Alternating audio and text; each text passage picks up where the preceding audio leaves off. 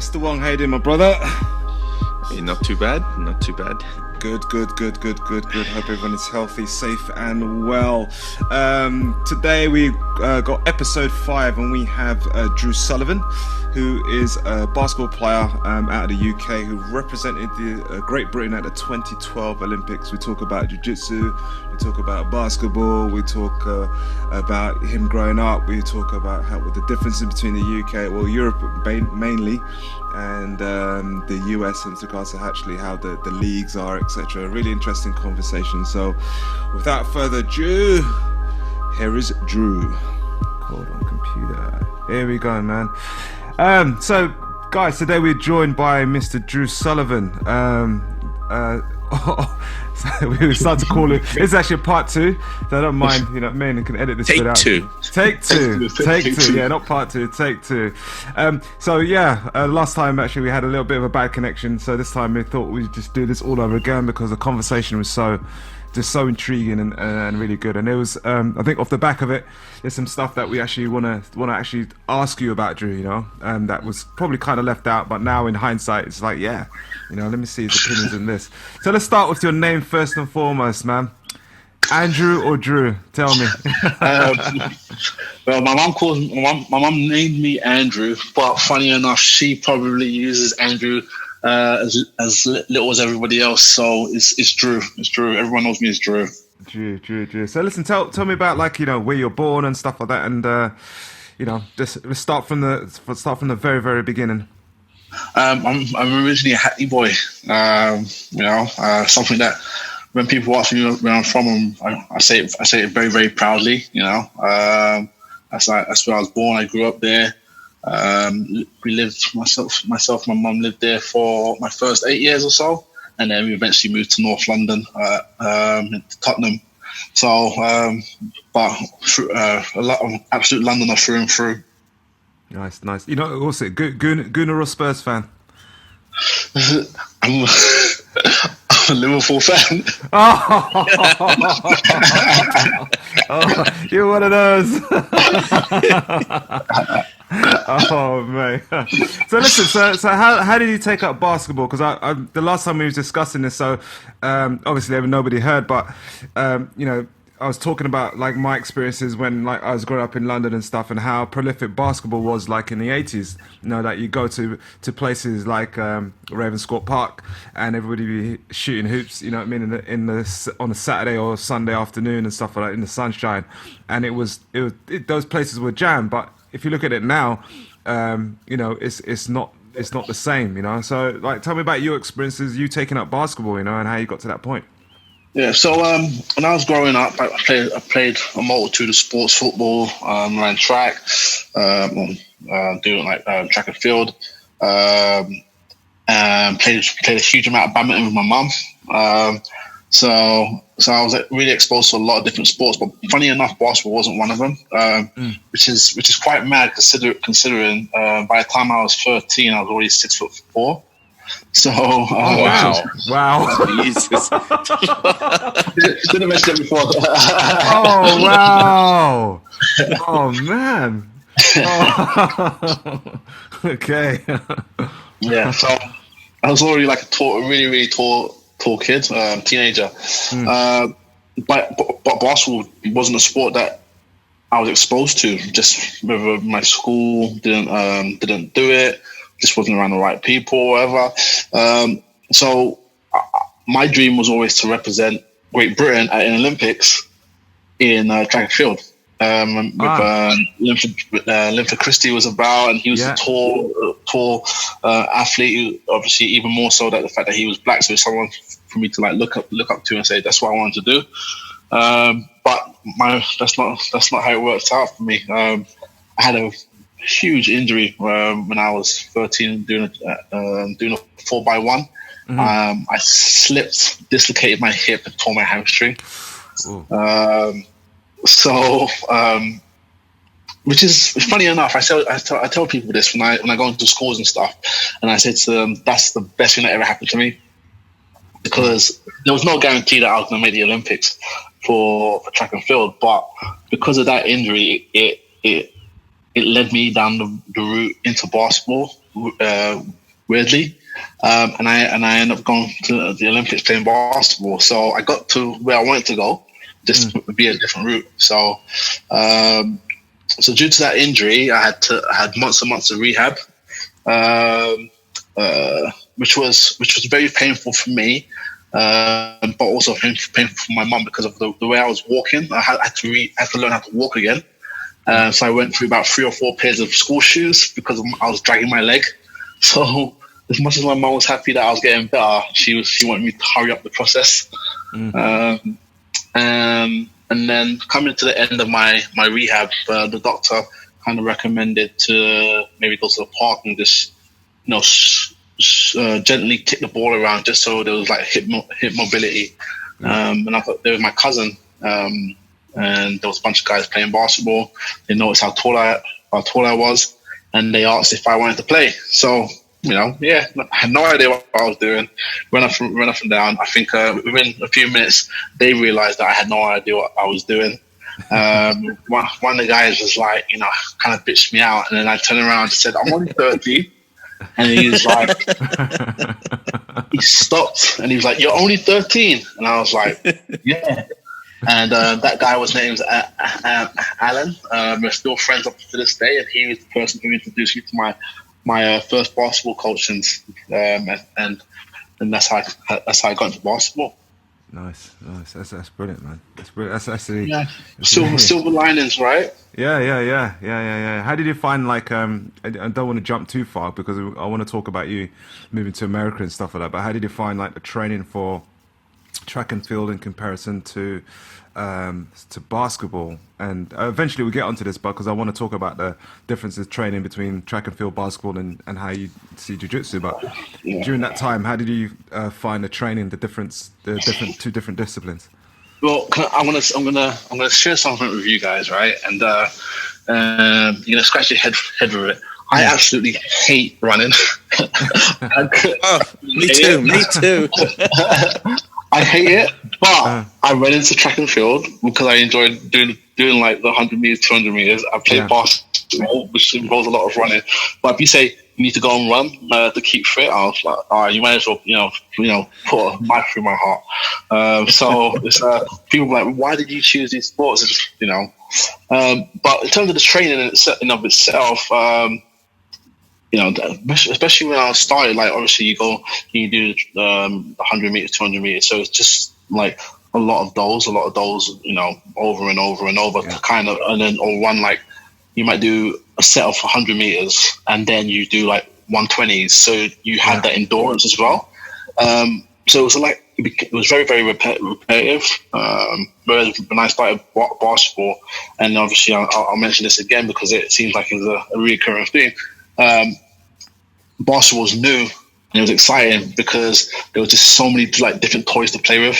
I can run, I can jump, I can cut, I can play defense, I can play offense. So there was just so many different toys to play with, and like I said, given my height, I took to it quite quickly. So. Nice. Did you have, as a 13, 14-year-old taking up basketball in London and in the UK, did you have any kind of challenges, and how was it like, and how was it structured with regards to your coach at the time?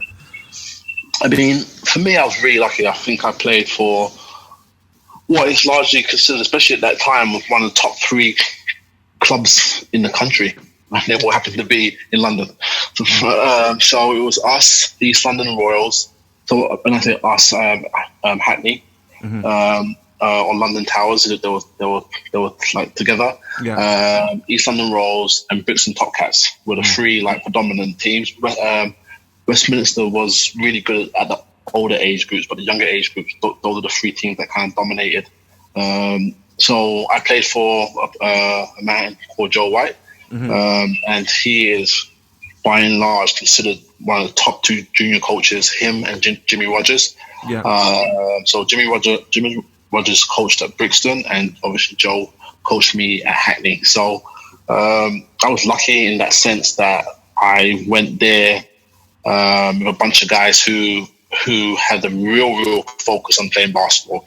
It wasn't like kind of going into a rec league or something like that. it was almost, how I can describe it, is like going into Arsenal's academy. Yeah. You know, everybody had their dream was to play at a high level. So the basketball was on hand, 7 days a week.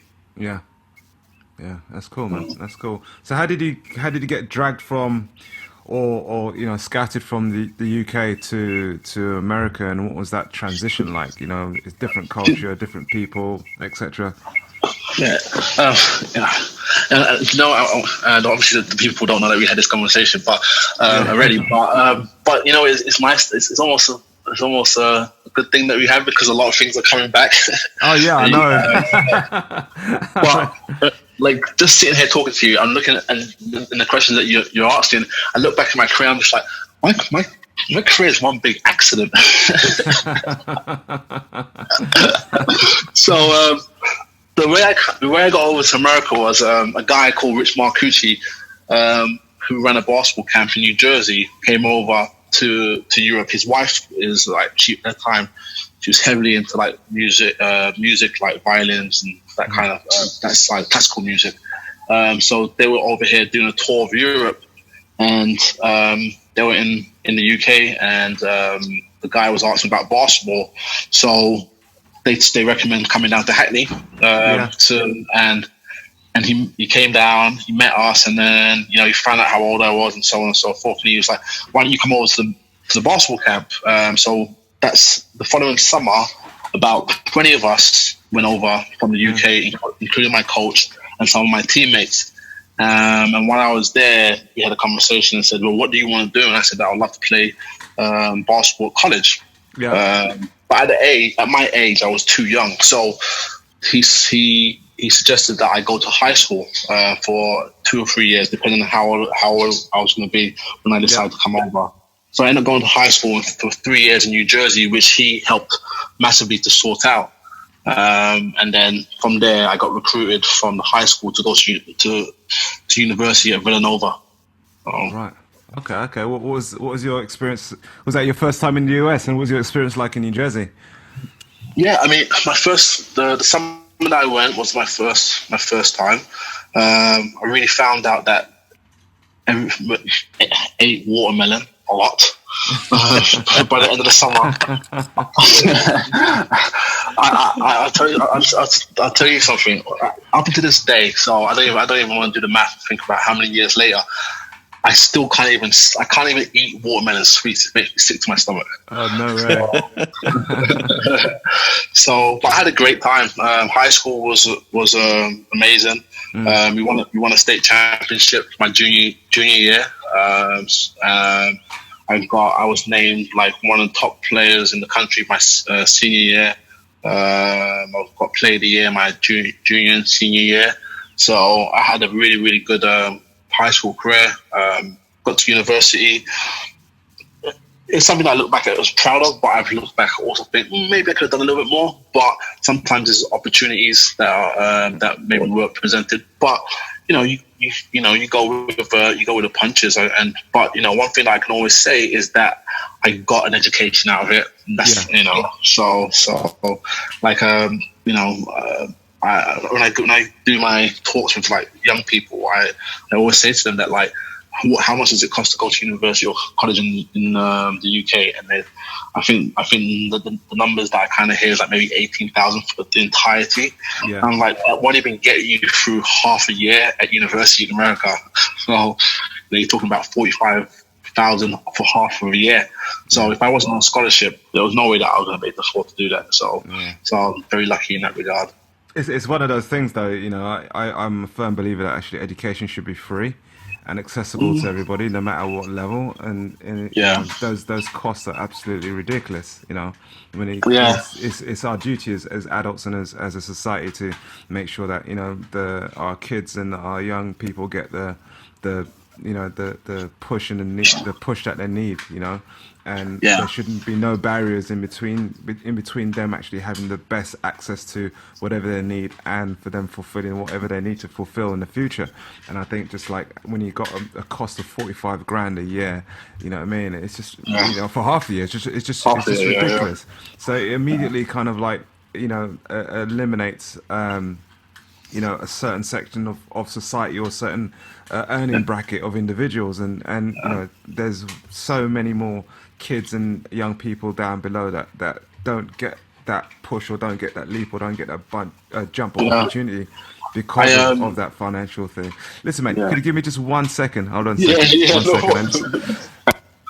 Okay. I mean, to jump on that point, I'm a big believer in it as well. I feel like we talk about the unemployment rate. People aren't educated enough to kind of get into the jobs that we need people in, and so on and so forth. So, I think that, without sounding too political, I'm not going to touch upon it too much. Is that let's try and help our young people as much as we can. Let's not start them off and their first step into the working world is, I've got thousands and thousands and thousands of debt above my head. Yeah.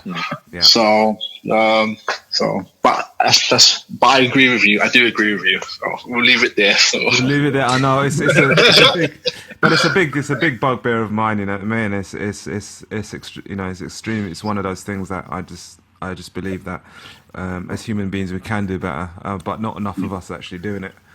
You know what I mean? To make sure that it does work. But So I'm a father of three, and I tell you guys better be really good athletes to get scholarships. Is it compulsory sport? You got a daughter, innit? So is it compulsory sports? To keep away the boys. Yeah. Yeah, well, that too. Yeah. There's a method to my madness. So. No, that's good, man. So expand a little bit more on your experience in as a junior in America, in the States. So I went from high school to university. I was just talking about it's like the university sports over there is akin to professional sports over here, and it's hard for people to really understand that. It's like you talk about a college basketball game in the UK. Maybe if you get 100 people there, you're happy days. You in a basketball game in the US, you might have 100 plus staff working the game. Because it's on TV, it's on radio, it gets on ESPN. All of these ABC. I'm sure you guys have heard March Madness. It's like one of the biggest sporting events of the year in America. It is such big business. I mean, without kind of going into it, my university coach, the coach where I went to university, Jay Wright, he's probably on maybe 4, 5, 6 million a year. Wow. And he's by far not the highest paid. Probably the highest paid is probably Coach K at Duke. So it's massive business over there, and but the way the Americans think in regard to sport, they look at it, it's like, well, we're getting you ready for something. Yeah. We're getting you ready. If you don't happen to, obviously you get a scholarship to go to university, and the expectation is to graduate, so you have your education as well. You should leave with a degree. But then it's like, if you're good enough, then we're going to do everything we can to make you become the best professional you possibly can. So let's show you what it means to be a professional. So. Yeah, it's a totally different machine. Yeah, in the US, and as we was just talking off air about the size of the arenas and stuff like that, but also it's like TV rights are around all this and stuff like that. It's such closer to the professional sport as we know it, much closer to it than say like our amateur scene or setup is. It's like I can watch college basketball and college football on BT Sport over here. But I doubt if they're going to be able to watch the UFC basketball, English basketball over in the US. It's a totally different thing. I think one of the biggest things that they're because of the machine and how much money it makes. It's a multi-billion-dollar machine.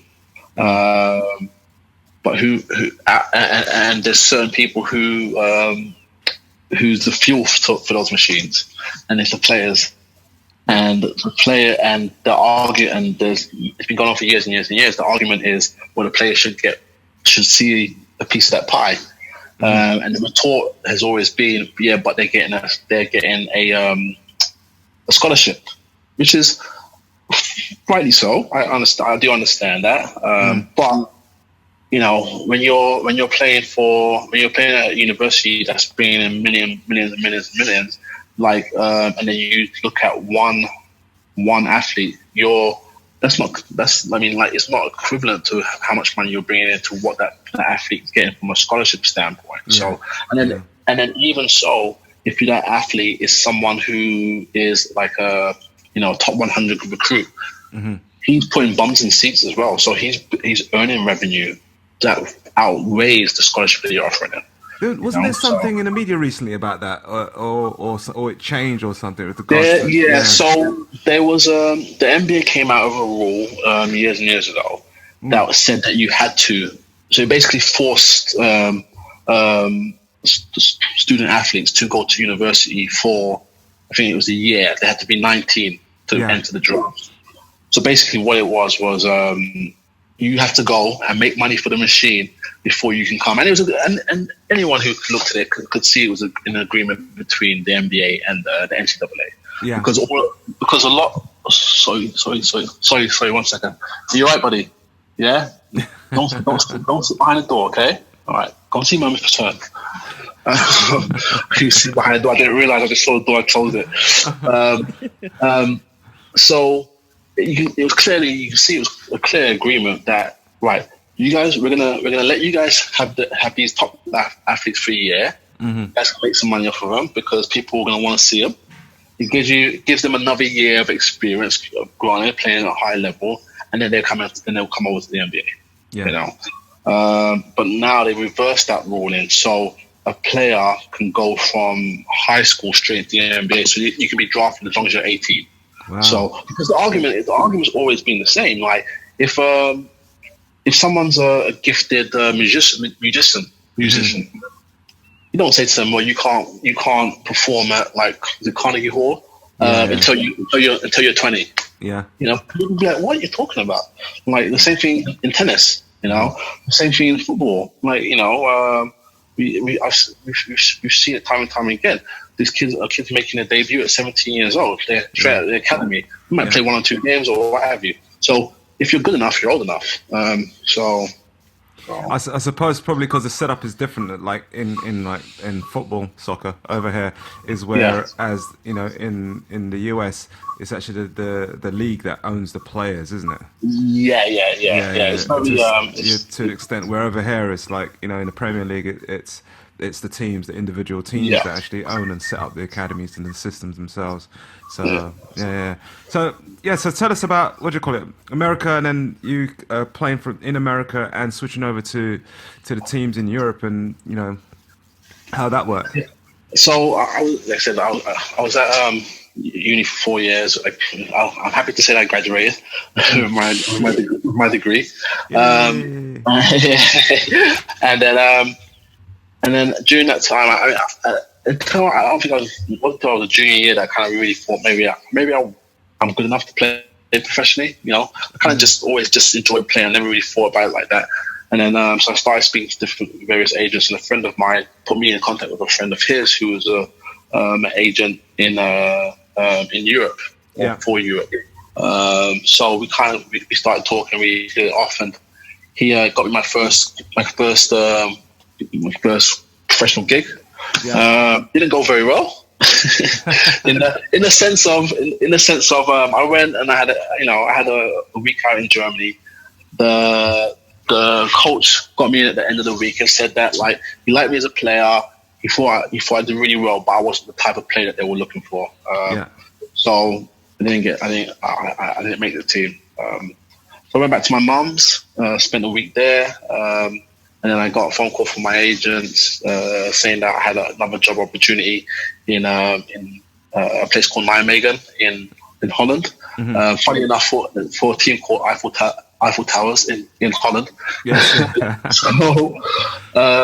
So I had another week trial. Went out there. It went really, really well. But it came down to playing against Barcelona, which was probably the number one, number two basketball team in Europe. And the coach said, if you play well tonight, we'll sign you. So, unfortunately, had a good game, at least good enough for them to be happy with. And then I ended up spending my first year as a professional out in Holland. So, and it was good. I mean, like for me, the transition wasn't a huge deal because I started out playing in the UK, in Europe first.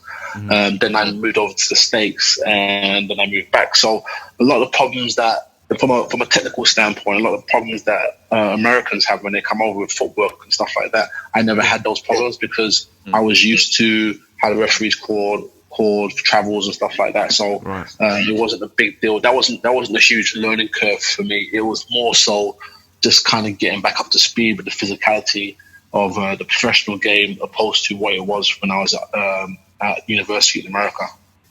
Nice. Were there any other like Europeans that you knew at that particular time that were like, heading to the States to who had the similar kind of experiences you did and came back to Europe to play? So we had I had a few guys from just my club in Hackney. One of my friends I refer to as like my little brother, even though he's probably the same height as me, but he's probably like 100 pounds heavier than me. I didn't think it could get any worse. 6'4" at the age of 12. He is an absolute freight train. So he actually moved over to the States, and we played together at the same high school for 2 years. Mm-hmm. And then he went and played for university called Clemson, and then he moved back over to Europe as well. So there was a few of us from my club that did it, and then there's various other people that I knew across Europe who were doing it as well that I grew up playing against. So okay. So from then, from in Amsterdam, Eiffel Towers. Yeah. So I mentioned this before. In Europe, it's very the way they do their contracts is very, very different from how you would expect it to be, how it's done through football and so on. Everything's like 1 year contracts. So I spent 1 year in multiple different places. So I was there, spent the year there. Hugely successful year, especially with regards to learning. Mm. Then I ended up playing in Newcastle. This is one of the two places that I spent more than 1 year consecutively. So I moved up to Newcastle. Did really, really well with the team. A bunch of guys who were so competitive and were very, very hungry to win. And I was lucky to find a coach who's actually a player coach for a number of years, Fab Sonoy, who really trusted in me and let me go out and express myself on the court. And I really, really flourished under him and his program, under his system, and as well as having someone who was the captain of the team at the time, and our point guard TJ Walker, who. His nickname was the Daddy, because of his personality and how much respect that he had from everybody. And I remember nothing to do with was it East London gangsters? I'm the No. But funny enough, he was a blood, so he's from California. So maybe that name followed him from the States. I remember I was here for a month, and I was coming off the bench, and then he at the end of just before we went and had this particular game, I can't remember who it was against, but he came over to me and said, I've had a chat with Fab, and I've told him that I think that you really need to be starting, so you're going to start tonight. And for me, that was a massive deal. That said a lot of what he thought of me as a player and a person. Mm-hmm. I've said it time and time again. I did during those years that I played for Newcastle. A lot of it was to try and repay Fab and TJ with the trust that they showed me. So. Yeah. Oh, nice. Yeah, it was a really good 2 years. I think my first year here, we won the trophy, I think it was, and the playoffs. We narrowly missed out on the league, the Cheshire. Then the following year, we came back and we did the clean sweep. We won everything. Oh, nice. Nice, man. And then I left. And then I left for Spain. So who do you play for in Spain? A team called Jiujitsu de Badalona. It was a team on the suburb of Barcelona, which was like a really good organization. It was great playing there. Everyone was absolute first class, and one of the best parts about it was that that all the players, especially the foreign players, lived in Barcelona. So walking distance to the beach. Sun, sea, and all, and some amazing restaurants. And then obviously, I don't know how if you guys know Barcelona is where we live. With my wife, we also weren't too far from the Ramblers, so it was really it was amazing to be out there. It's by far one of my best places that I played. Oh, it's great. It's a great city, man. It's one of my favorite cities in Europe, man. Barcelona. Yeah. So much architecture, so much history. Such a great nightlife. Restaurants. I mean, you've got everything that you would want. Food, sunshine, everything that you'd want, man. It's all in one place. Yeah, that's right. So why are you living where you are? I asked myself that all the time. Do you just want to go and move over to Barcelona? So, So who else did you play for in Europe? So I played in Cyprus for a team called Apollon. I played in Russia. I can't even remember the name of the team that I played for in Russia now.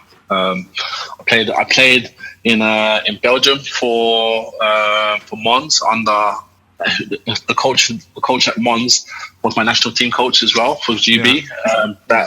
He coached the team that competed in the Olympics. I played over there as well. I'm trying to think if I missed anywhere. I don't think so. Yeah, I think that's about it. How's a Russian experience? Because I'm a bit curious. Like I haven't been to Russia before. It's surprising. Like from a personal standpoint. Okay, and I can only speak from my personal experience. I enjoyed it. Yeah, I had no problem. Like if someone said to me, we're going to send you back to Russia to play. Yeah, okay, no problem. Yeah. I think. It's funny. It's actually a funny story. I think there was only one time that I kind of experienced any kind of racism. Was from a group of like young lads or what have you, and I was with one of the other basketball players, another black guy, but he had been playing out there for a couple of years at the same team. Yeah. And these kids were mouthing off, and they're speaking Russian. I don't know what they're saying. So you can tell that it wasn't nice, but I didn't know. And then this guy comes out of nowhere, and he's like, "Hey, Marky," the guy that I was with. Yeah. And he's like, "Is there any problem?" And he turns around and says, "These kids here." And then he turns around, look at the kids, and he starts speaking Russian, and they just dispersed. And I was just like, "What's going on?" He was like, "Oh, this is the local gangster." I was like, oh, "Okay." He was like, "You have any problems? Just tell me." I was like, "Okay." So that was literally. And then the other time was at a basketball game. Literally at the game where we were playing, and I guess like a small group of fans were saying stuff, and like again in Russian, so I didn't know what they were saying. And then kind of like at a timeout, I started to go back on the court, and a couple of the Russian players like kind of locked arms with me, and it's like, "No, we're not going out back on the court." So as soon as they said that, they didn't have to say anymore. I kind of figured what that might have been. Yeah. And then the fans, these particular fans, got removed from the arena, and then we started playing the game again. So it's amazing actually that you know that stuff is like, you know, was way back when I was little, and it's kind of still continued today. You know, with just this racial abuse in football and soccer, basketball, everything. You know, and it's just. I always found it like I don't want people to think that I'm probably using the wrong word, but I always found it interesting from a racist or racial standpoint, where you're a fan at a sporting event and you have people who are black or ethnic minorities on your team, but you're racist. You're being racial or racist. I know. Other teams. I always find it interesting. That it's like one of those things where I don't necessarily get upset with it, because I want to understand the thought process. You know, like how in your mind, how is it okay to be racially abused the other teams, black or brown or, you know, skinned athlete, but then after the game you go and get hug your team, black or brown, or it just. The psyche behind it is actually, for me, is quite interesting. But you know, it is what it is. For me, it's baffling. It's baffling. You know. Baffling would probably be a better word. I do not understand the you know, the psyche behind it. It's like you know, it's like you not liking, I don't know, fish, and you're hating fish. And then you just turn around and just eating a mouthful of salmon. You know? It's like salmon, but I like fish. Yeah. That's right. That's right. It's exactly what it is. Yeah, and you know, I just believe there's no room for that in sport. There's no room for politics in sport. You know, sport is supposed to be a level playing field with just, you know, everything is just treated with reverence. You know, and it's just you know, I understand that it brings out that the animalistic, tribalistic behavior in individuals, but that needs to be tapered with some sort of logic and some sort of discreetness, no matter what your opinions are, because you're there supporting your team, and you know, and there are some boundaries that should not be crossed over. It's like, obviously, like for years and years and years, I played a professional sport, a team sport, and I remember this was like 2010 or 2011.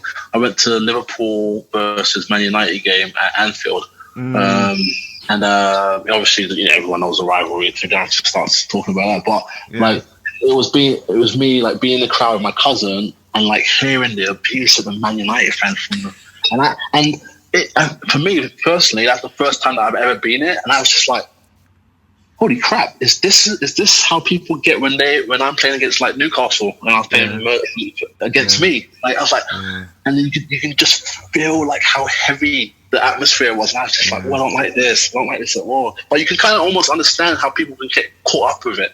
You know, so I think it's ignorance. So like, I've experienced that at quite a few football games and stuff like that. And there was a one particular. I'm not going to go into who the teams were, or whatever. But there's one particular. I was with my missus, and you know, my missus is French, and you know what I mean. And one of the supporters, God, I believe it. Yeah, you know what I mean. So, and I just like, I stopped. Hey. Sit your ass down or put your ass down. But it's like, you know, it's like, mate, you know, we didn't. The manager's French, my missus is French, half the players are French. You can guess who I was. You know what I mean? And I'm like, dude, how the hell could you be abusing the manager, the players, and stuff like that? Essentially, you know, when you're supposed to be supporting the team. I understand your anger, but there, you know, you need to have some sort of logic. You know, it's like.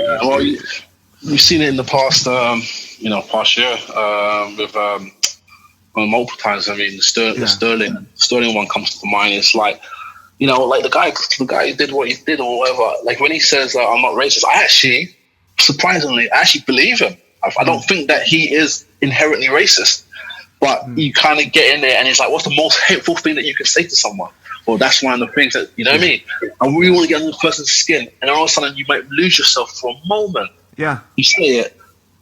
So I mean, like, I'm sure someone's probably going to disagree with me, and everybody has their own opinions. But I'm not saying that he is or he isn't, but you think about it, it's like there has been times for me personally when someone's got into my face or had an argument like someone that I don't know, and it's like, for a moment you're like, what can I say that's really going to piss them off? But then you pull yourself back from your ledge, because then you catch yourself and say, well, that's not me. That's not inherent to me. Yeah. So. Yeah, it needs a check. You know what I mean? Yeah. No. Absolutely. There's no, you know, it's rife. It's everywhere, but there needs to be, you know, some tapering on individuals' attitudes and stuff like that. But also, I think a lot of it is to do with people are very kind of like polarizing sometimes in their own worlds, so they don't, you know. They don't cross over with other cultures or other races and stuff like that. So, you know, their opinions don't get checked. So they, you know, it's true. Their opinions of other races don't get checked. You know, and you know, one of the things that I've noticed is like with this virus hitting and stuff like that. You know, was it Viking? You know, but man, my man couldn't even get a haircut. You know, that's true. because of the color of his skin. You know, it's Chinese, and he couldn't even get a haircut. You know what I mean? One of our guys at the academy, he put up a situation that he occurred in a shop, and I'm just like, you know, it's so baffling again, because it's like, if you knew who this guy was, he's done movies with Guy Ritchie. You know what I mean? It's just like, and he's getting racially profiled in a shop. It's just like, it's unfortunate how ignorant people can be. So. Yeah, no, 100%, man, 100%. You know, we can talk about this all day.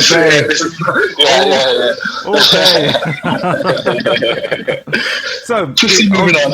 Obviously, you spent 1 year in Russia because these contracts just go for 1 year. Actually, I've got a question on that. You know how you're playing 1 year contracts in different countries during the training and stuff? Do you have to like sort of learn their language, or was the training in English? Or I think everywhere I went, everyone spoke English. The only one place, this was in Spain. Spain. I was about to say that. I knew it. But this is going to make you laugh, though. This is going to make you laugh. Like, the head coach, his name's Aito.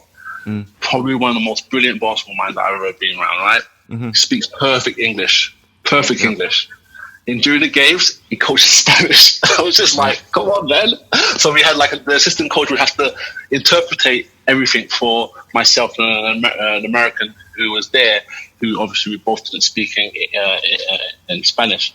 I think by the end of the year, when he was talking, I started picking up essentially what he wanted, just from like key words. I could never repeat it, or, you know, but I could pick up what he was saying. So that was interesting. But for the vast majority, every other place, everyone spoke in English, so it was really easy. Just to add to that point, because it's something that has actually kind of helped me go from basketball to jiu-jitsu. It's like every year, or playing for different teams, it's like you go in and you have to learn their terminologies and their plays and like their schemes and stuff like that. Has really helped me in learning technique in jiu-jitsu, to be honest. It's just I try to explain it to people, and it's like understanding, kind of like really quickly be able to understand or see or have pattern recognition, because at the end of the day, like basketball, even at the highest especially at the highest of levels, it is pattern recognition. Yeah. You know, like you run a play and it's like you move a ball from A to B to C, and then you have your options along those, and that's kind of like how. And this is all opinion, but that's kind of how I look at jiu-jitsu. It's like, okay, I can go to A to B to C, but there's always options along the way. Yeah. You know, and I think that's actually helped me massively from learning technique. So how was your Olympic experience? You know, how did you get to the point of captaining, you know, a great British basketball team? Because, you know, some people don't even get to that point, you know, and you did it, you know. It's an amazing achievement. Well, like I said, my career as a one long list of fortunate accidents or things that just like weren't meant to be, but just happened out of nowhere. And becoming a captain of the GB national team is no different. In 2006, we started our like long journey to the 2012 Olympics, and we were playing a friendly tournament out in, I think it was Germany, if I remember correctly. And we had a game, and we didn't play particularly well, but it was still like really early in the campaign. So we're in the locker room, the coach is telling us, giving us his opinion of things and stuff like that. And then he turns around and says, "What do you think, Drew? You are the captain." So it's like one of the biggest moments from my sporting career, becoming the national team captain. And it wasn't even. He made it feel like it was just like another day at the park. So, but that was Chris. Chris Finch as a person. He kind of just got on with things. He didn't make a big deal of anything. So, but they would have the opportunity to lead up my country at the 2012 Olympics, and like obviously being a Londoner as well and having family there, and being back home is what more can you ask for as an athlete? It is probably outside of maybe football. The pinnacle of their sport would obviously be the World Cup, but everybody else's is the Olympics. So to be able to do that and to be there, and it's actually starting to give me goosebumps talking about it again. So it was absolutely amazing. That was something that I would never ever forget. How come the lead up was so long? You said it started 2006. Yeah. So to get to the Olympics, a lot of people think that because we were the host, people just assume that we will get like a place in the Olympics. But before that, I think it was I want to say 40 plus years, maybe longer, since GB had a basketball team at the Olympics. So we had to jump through lots and lots of hoops to give ourselves even just the opportunity to represent GB at the Olympics. So we started out in what was referred to as Group B, and we had to get ourselves up into Group A by the time 2012 came along, which if you don't understand it, it's like, okay, we're going up one group. But the competition that we played in, they took place over the span of summers. So you play one summer, like a set of games, then the following summer you play a set of games, and then where you are at the end of that determines whether you stay in Group B or go up to Group A. So that was 2006. By 2008, we had moved up to Group A. Now the problem is that for the next 4 years we have to stay in Group A. Because if you drop back down to Group B, then we wouldn't be able to represent GB. But over that time period, we did really, really well. We went to a couple of European championships. Obviously, we qualified for them and were competitive. And then eventually we were where we needed to be to represent GB at the 2012 Olympics. Nice. So we're speaking to Winston Gordon. Actually, he was saying that he's done 3 Olympics, and he was saying that it starts for him when he gets his kit. As soon as he got his kit, it was a kind of like realization that damn, I'm at the Olympics, and that mindset just kicks in, and the people that he saw, and it just kind of totally blew his mind. I just wonder if that was the kind of same thing for you. So we picked up our kit in Loughborough. So we spent a week up at Loughborough University training. And at the time I was playing for Leicester, I remember the coach coming and watching us train, and you got these bunch of like 6'10", 6'11", 7 foot, 6'8", 250 pounds, 220, banging and running and jumping, and he was almost having a heart attack because he was just like, how do you guys not get hurt? You know, I was like, well, this is what basketball really, really looks like at a high level. So, but we were there, we picked our kit up, we trained there, and then we moved down, then we traveled down to London.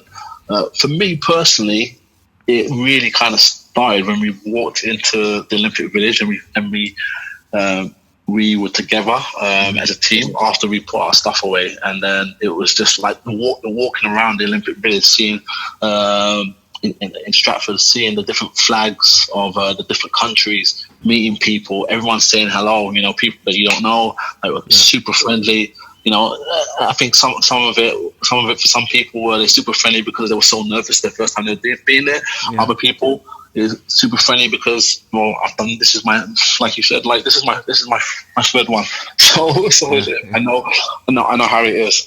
But that was, for me, that's when it all kind of like really, really hit home. It was just like, wow, you know, I'm really here representing my country at a home game. So, and then obviously, then the next part of it is the game night. You know, I've been asked the question, you know, what was it like that first game or whatever? And one of the things that I always say is like the game in of itself is like slightly a blur, but the moments before the game, walking into the arena, are still so vivid in my memory.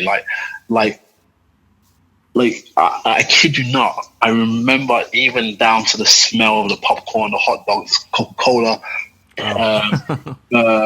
the wood crackling underneath my sneakers. I remember all of that so vividly, and I'm happy that I'm able. I have been able to do that because, I mean, you know, for me it was a once in a lifetime experience, and to be able to leave with those memories mean more to me than anything. So. Oh, that's nice. How was the preparation? Because obviously in between, it's almost like a whole month, right? You guys are in the village. Yeah. How was the preparation in there any different from your usual practice, or what sort of changes? Yeah. Once you're in there, there is no practice. You know, we played every other day, so we played, rest, played. Rest, play, you know. So practice. We did all your preparation before you got into the village. For us, we had like maybe a couple of practices before our game started off site. Then like I think we had one practice at the arena. Every team had one practice at the arena for maybe 45 minutes, and that was it. And then everything else was like the game. You know, there was very little time that you had on court at the venue outside of game day. So literally, once the game started, you played, you rest. The next day was rest and recovery. Watch game tape of the next team that you're going to play. Get mentally ready. Maybe have a walkthrough or something, and then you played again. So that's pretty much how it went. Yeah, that's cool. So, were you doing jiu-jitsu at the same time during the Olympics? Like, no, well, yeah, I started in 2010 for a little while, and like I said before, like my first jiu-jitsu instructor was Dave Speedy Elliott, who's black belt under Mark Warder. So he was my first instructor. And then I took time out from jiu-jitsu, which was, the intention was to take time out to get ready for the Olympics. You got something like that, you don't want to get inadvertently hurt or something. Yeah, knowing your track record. You don't want it to happen. So I took time out, and it wasn't, the intention was not for it to be as long as it was, but while I was not at that time, I was not training at all. So I hadn't trained for maybe a year by the time I got to the Olympics, and then for through my own fault, I didn't train for like another, I'd say a year or two after the Olympics. This is time I regret, but everything happens for a reason. So you took up jiu-jitsu and then you retired in 2016 basketball.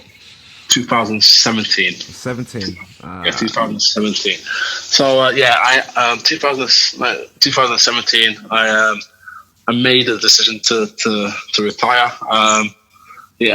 It's something that myself and my coach had like talked about. I had mentioned it to him. I said to him, I'm not sure. I'm thinking about retiring, and he did the right thing for me and for the team. He said, don't think about it during the season. Let's talk at the end of the season. Keep your head in the game or whatever. And which was the best and the right advice that he could give me, because I know like Rob, like, we're very, very good friends, and the last thing that he would wanted me to be stressing over it.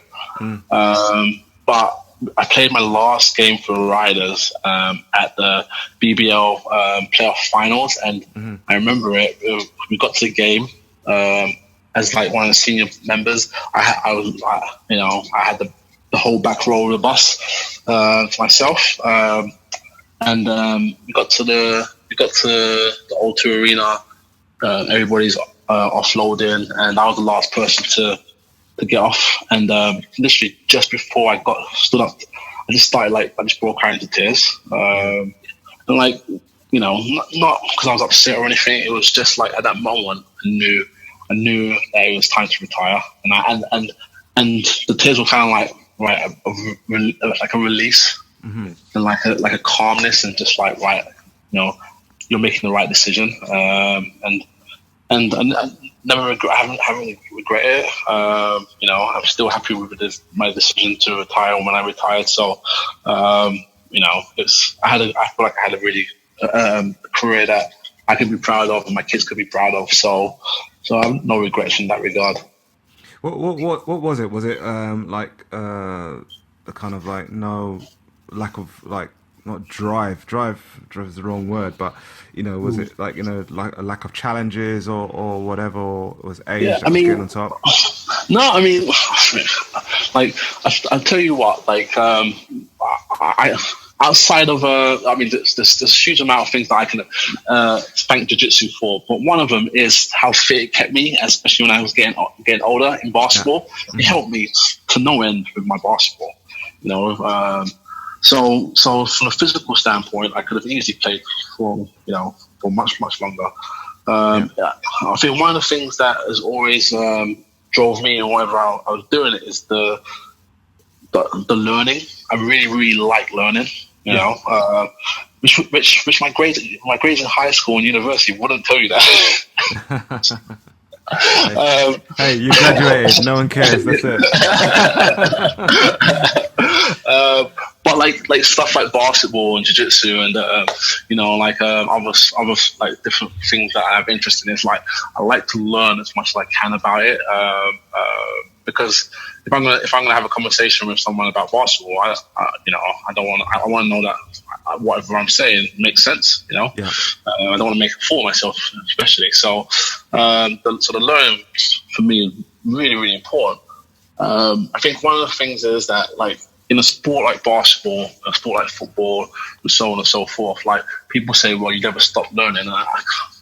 And there is some truth to that, but I also think that the learning within these kind of sports is limited. It's you get to a point where there's a difference between.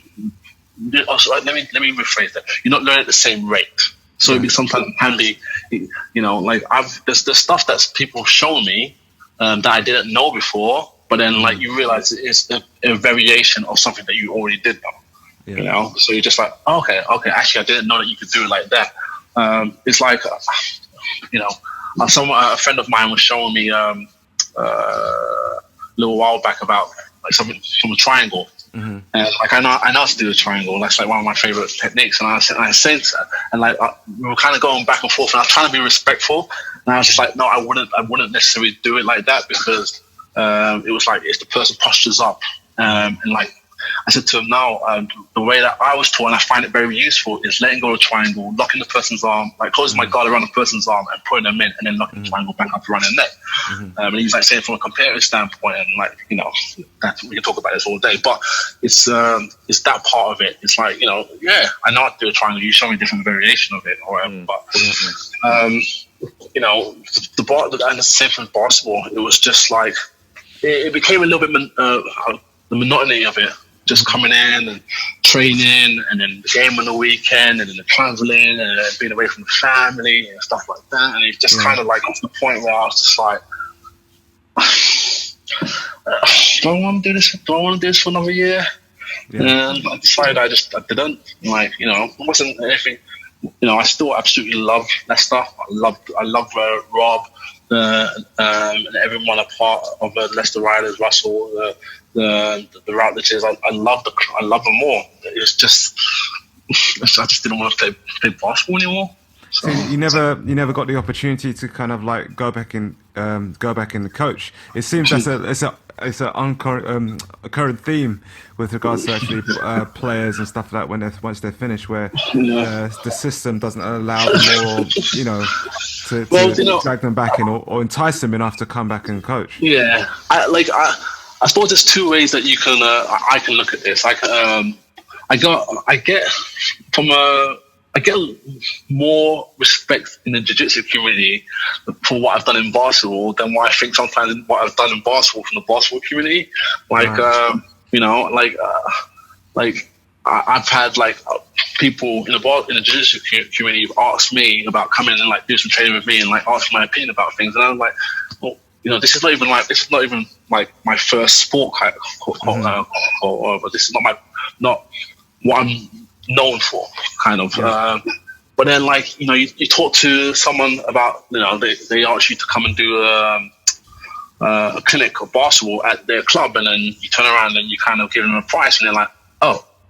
And it's just like, dude, I'm not even really funny. I'm doing this is about as cheap as I can do it because I know you, kind of thing. So, so it's weird with that regard, and because of that, it's like I've literally never been offered the opportunity to do any coaching in basketball, like from that kind of level in terms of a full-time job, you know, or full-time coaching. You know, I became like a full-time jiu-jitsu coach before I became a basketball coach, and you know, one of them I went to the Olympics for, and another one I still haven't even got myself over to the Worlds. So it's funny. Yeah, it's Viking pointed it out a little while ago in a discussion with regards to the difference and the cultural differences, and what actually, you know, could be part of the reason why sports in the UK and sports like basketball and judo, etc., don't excel to where it needs to be, is because that, you know, whereas in, you know, he can say it better than I can, but I'm just paraphrasing for now, but he was saying that in Asia, like, you know, you go to Japan and they see their athletes as role models over like your Kardashians and stuff like that, you know. So where it's, you know, the brands will come and support, you know, support your athletes, support your jiu-jitsu guys, support your judo guys, support your basketball players and stuff like that, because they're seen as pillars of the community, rather than, you know, in the UK, you know, you'll be you struggle if you're putting on a jiu-jitsu tournament, you struggle to get a brand there. You know, the other day I was looking at some jiu-jitsu matches on YouTube, and I think there's Nicholas Margelli versus somebody anyway, but I was just looking after the conversation that, you know, I had with Viking, was that I was just looking at the sponsors on the mat, and I was like, Harley Davidson, Yamaha, you know what I mean? And I was like, wait, what's, you know? And it goes, it's so clear, it's so clear. You know, we don't have, for some reason, as a society in the UK, we don't, you know, have our athletes and have them as, you know, as pillars of the community. Man, you know, athletes are the people that our kids should be following. I think for me, I think one of the things that like I think at least from basketball standpoint over here is, and this is going to sound rude, I'm probably going to get absolutely slaughtered by people, anyone who's listening to basketball and saying this, is, but Say it. Don't worry.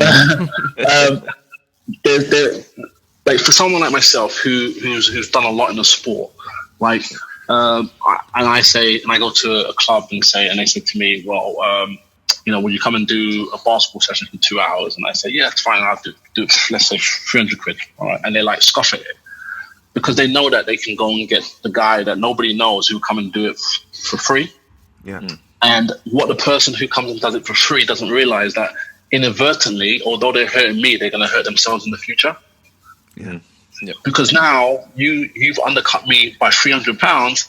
You've undercut yourself from any future earnings that you can make. Because first of all, you're going to be like, well, we're going to get so and so to do it because he's cheaper than Drew. But then when the so and so becomes has a name for themselves, and now he realizes, well, I can charge. They're like, yeah, but you used to do it for me for free. I used to be a DJ, and we used to call them 50 quid Kevins. Right? It's like, you used to have a residency and you used to get paid, and then, you know what I mean, you pay good money and stuff like that, but, you build up your set and stuff like that, and, me and my friend, Tim Finn, a DJ partner, mate, we used to build a big crowd, nice following and stuff like that, and then the promoter, like, mate, oh, my cousin's mate, you like to, 50 quid Kevin would come in and just totally ruin it. But then what happens, it has a knock-on effect of you, because it's like, oh, mate, you've just ruined the whole momentum and everything like that. And it's like, you know what? Because they're not selling themselves short; they're selling the art, the sport, or the actual career. Short. That's what it is. And it's like it's a saying. It's like the high tide raises all shit, or not high tide. I'm getting this wrong now. I know what you mean, and I can't remember. The one that raises all ships is like, and that's what it should be. It should be a thing where, like, I listened to a particular podcast in the States with Shannon Sharp and Skip Bayless, and Shannon Sharp's obviously an ex-American football player, and they talk about the salary cap. And the one thing that he keeps on saying is, like, you've got to keep pushing the salary cap forward so the next person makes more money, and the next person comes on, and that's how you make money within a sport. It's like you kind of like, you don't want to outprice yourself, but you want to keep pushing it forward so people who come behind you can still make a living as well. Opposed to when you have someone who's like, well, oh, okay, yeah, I'll come and do it for free. It's like, no, actually, you're actually screwing me, you're screwing yourself, and you're screwing all the people who are going to come behind you as well. So. Yeah. But so to a certain extent, it's like, from that standpoint, it's like I almost kind of got pushed out of basketball from a professional career. It's still something that I would like to do. I still love to coach, whether it be like at a high level, like with young people, or at a professional level. It's something that I've dreamt of, and it's something that I'd be very, very interested to do. So just hopefully I'll get an offer eventually. Now tell me about jiu-jitsu now. So tell me about your jiu-jitsu journey currently, and since you retired and stuff like that, and like, about your competitions and how you feel as a coach now, and how you feel as a father, coaching and teaching and stuff. Well, I started training at RJ in 2013. I recently got in December I got my brown belt under Roger, I think one of the things about retiring is allowed me to really kind of like immerse myself in competing. I think during my purple belt I didn't compete as much as I would like to, because I really started kind of like doing a lot more coaching up in Leicester and in Newcastle with my clubs. But as soon as I got my brown belt, I had already made up my mind that I was going to compete at the Europeans, which was really, really good. Previously before that, I competed in the Europeans as a blue belt, and I was lucky enough to get gold. It definitely helps when you've got Roger and Junior in your corner screaming. So telling you all the things that you're doing wrong. No, don't do that, Paul.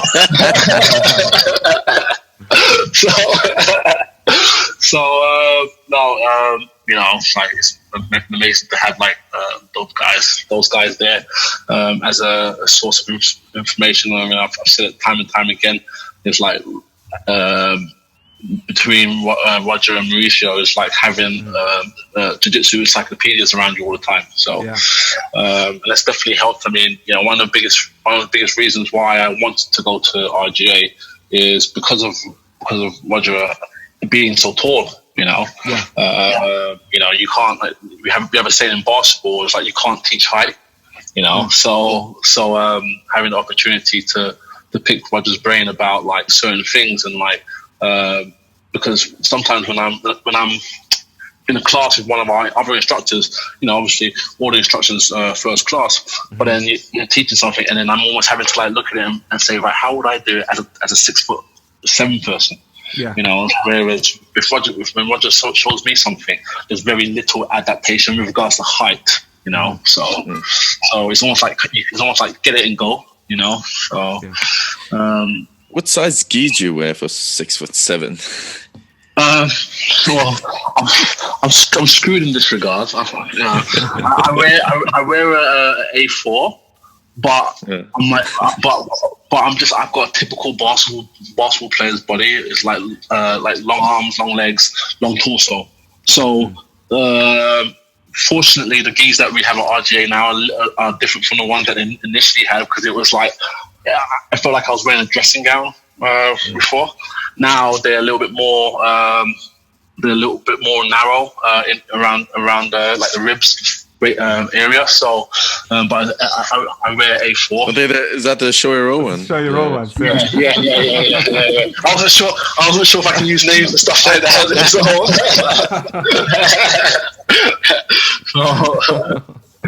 Yeah. So they're like really good fit. Obviously, we've changed companies, or I think we do a little bit more with a different company now. I haven't tried their gis on yet, but we'll see. Yeah. See, that's why I didn't want to say any names. Yeah. So what's next for you, man? With regards to, well, obviously the Europeans cancelled this year. Everything's IBJJF tournaments are cancelled this year. So it's about 2021. Yeah, I mean, like might still be a chance for November. Yeah, well, hope. Yeah, I mean, obviously, we'll see what the local scene is like, if people still put on their competitions. If there's a competition to be done, I want to. I mean, like it's funny how Mother Nature lays waste to our plans. I said this year I'm going to compete a lot. Mother Nature's like, let me show my beer. So ain't nobody got time for that. I couldn't believe it, And I'm sat there and like they're talking about this, that, and the other. I'm just like, well, maybe it won't be that bad. Maybe it won't be like a month or so, and then things will go back to normal. It's like, no chance. So it's only happening in China. Yeah. What do you think I'm here? That's what I thought. It's like, they'll never go to like Europe. Will never go down. Yeah, exactly.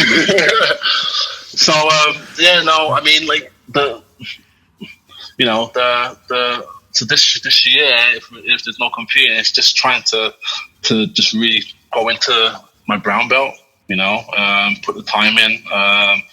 There's some things that I've been working on that like I want to add to what I do already, so it just gives me a really, really good opportunity to do it. And once we get back to training and stuff like that, and like really, really put the time in. So, and then obviously continue to build my club and to get my help develop my students and stuff like that, and spend a lot of time with them. And then like you said, again, I'm a very much like I always look for silver linings in situations, and one of the biggest silver linings has been the time that I spent at home with my kids, and like and in particular with like my eldest, she's actually helped me out a huge amount with the online classes that I do for my students or my club.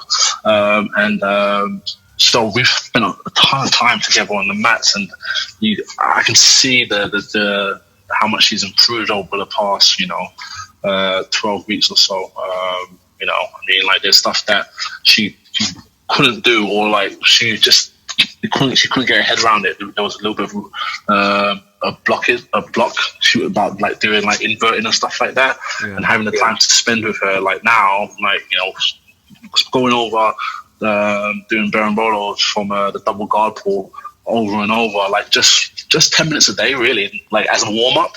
Now she does it without even thinking about it, and she into the point she's like, I can't wait to get back to training because I'm going to take everybody's back. So just little things like that. You kind of have to look at it and say, well, try and make the best out of a situation that none of us was expecting. That's good, man. That's good. Yeah. Well, listen, my brother, we've gone over the hour mark, and it's good speaking to you, man. Really good catching up and stuff like that. We have usually at there we finish off with a good 5 minute, which is I guess just it's got a minute just to give any piece of advice to anybody, like if anyone's listening, especially any young people, any teenagers, whatever, who don't know what to do. Any little bit of advice from an Olympian goes a long way. But it's true, man. You can't underestimate what you've achieved. It's important. Not many people, actually, very few people have done or been in a position that that you've been. So be 100% grateful, man. So yeah, man. Any bit of advice? Shoot, Skull. Yeah. So. We said it before, like sacrifice is a word that we hear a lot. But sometimes we don't really understand what it means. And I've said this a lot of times when I've done talks with young people. It's like, if there's anything that you're going to want to do that's and achieve in life that's worthwhile, be prepared to sacrifice. And obviously it's not at the detriment of people you care about to like understand what that means. But there's going to be some kind of something that you're going to have to sacrifice. You're not going to be able to get success without having to give something up. It's just the fact of life. So if there's something that you want, something that you want to achieve, make sure that you do the required work. But understand there will be sacrifice to get to where you want to get to. Yeah, 100%, man. Listen, my brother, it's been a pleasure. It was great. Thank you very much. Man, always is. Listen, take care, look after yourself. Big hug to the family. Thank you. And looking forward to all this to get down. I said this to Viking the other day. Definitely, once it's all over, I'm gonna come and get some training done with you guys. So. Yeah, mate, you're more than welcome, man. I think especially now with all this is going on, man, it's like these barriers have to drop. People need to like still connect and make more connections. Because that's what's important, man. And I think that's what's realised that is important. That everybody makes these connections. So yeah, 100%, man. More than welcome, man. My place is your place. Mi casa es su casa, as they say in Spain, or as your Spanish coach says. Take care, man, and thank you very much, my friend. Thank you. Take care, brother. Cheers, bro. Cheers, bye-bye.